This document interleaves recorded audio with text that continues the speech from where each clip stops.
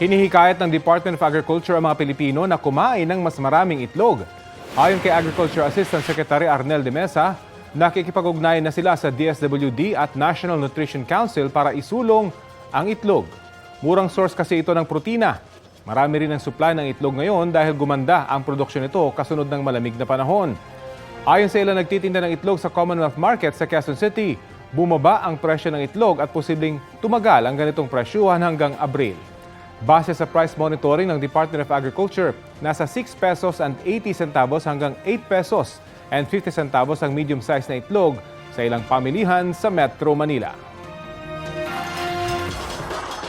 Sa kabila po ng magandang produksyon ng itlog ngayong amihan season, apektado naman daw ang mga egg producers ng mababang demand.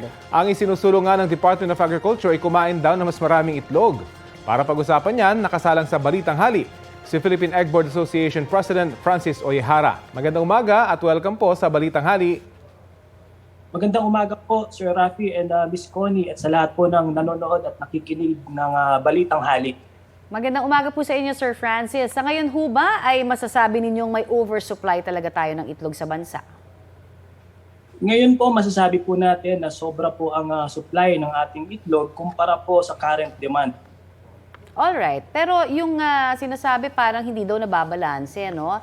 Yung hinaing ng mga, syempre, nagpo-produce naman po ng itlog dahil lugi naman daw sila. Ano ho ba ang ating nagiging patakaran pagdating ho dito?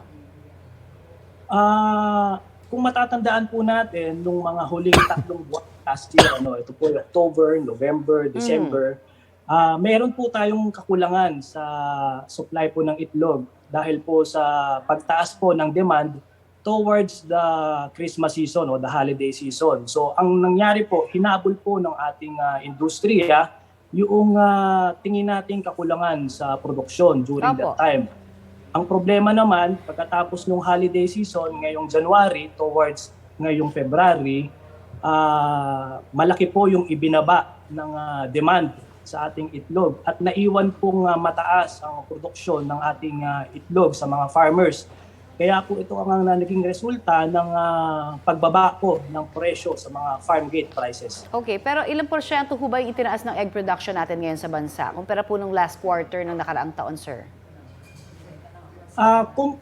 Kumpara po last quarter, parehas lang po ang produksyon. So kung sabihin na natin 100% ang produksyon during December, ngayon po ay yung pagpasok ng January, ganun pa rin. So ang nag-adjust po is yung bumaba po yung current demand. Ngayon po as part of ang tawag po natin dito is yung natural correction. Ang ginagawa po ng mga farmers ngayon ay nagbabawas po sila ulit ng kanilang mga alagang manok para kapain yung tamang level ng supply versus demand. Okay. Ito nga ho, hinihimok po ng Department of Agriculture ang publiko na kumonsumo na lang ng mas maraming itlog. Ano kung reaksyon nyo kaya dyan? Tama po yun.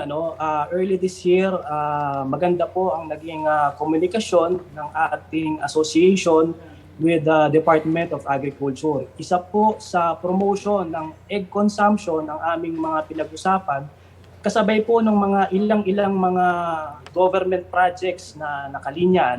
At kami po ay very hopeful sa tulungan na ito with the current administration ng Department of Agriculture. Ginoong Francis, sa ngayon po mababa nga yung demand. Anong diskarte ang ginagawa ng egg producers natin para makabawi at hindi naman matenga doon sa mga farm yung mga itlog? Ngayon po, nabanggit ko nga po, meron po tayong tinatawag na natural correction. Ngayon po, since sobra po ang supply, marami po ang nagbawas na po ng manok o yung tinatawag nating nagkaling. Kaling po yung pagbebenta po ng mga matatandang manok. So para po mabawasan yung aming mga expenses o yung aming mga operational expenses, cost to produce, to compensate po sa pagbaba po ng demand na nagresulta po sa pagbaba ng presyo. And hopefully, in a few months, makapa natin yung tamang supply versus sa level po ng demand ngayon. Ang problema po ay paparating po ang summer season. Yun na nga ho, at El Nino. na magbibigay po sa atin ng panibagong problema at challenges sa sa operations. So paano niyo pinaghahandaan itong pagdating ng summer at El Nino pa mismo? Kasi alam natin malaking epekto nito sa mga manok. Well, meron po tayong mga pwedeng gawin katulad po sa medication, sa ating mga supplements, sa pag-adjust po ng formulation ng ating mga patuka, also sa scheduling ng ating pagpapakain sa mga manok at paglalagay ng mga fans, no, para po palamigin yung pakiramdam ng manok. Meron pong mga farms tayo na ang tawag natin ay mga cool cell o mga tunnel ventilated system. Ito po yung controlled environment na. No, Eh di dagdag po sa gastos ito, Ginoong Francis. Pagbabago po ng klima. Dagdag po ito sa gastos. Dagdag po ito sa gastos. Alam naman po ito, tanggap naman po ito ng ating mga farmers. Kasama naman po ito sa ating operation.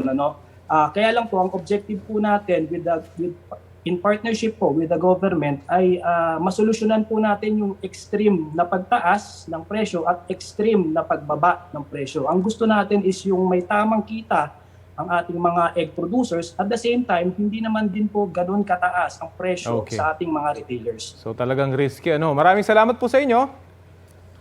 Maraming salamat po, Sir Rafi and Miss Connie. Si Philippine Egg Board Association President Francis Oyhara. Kapuso, para sa mga maiinit na balita, mag-subscribe sa GMA Integrated News sa YouTube.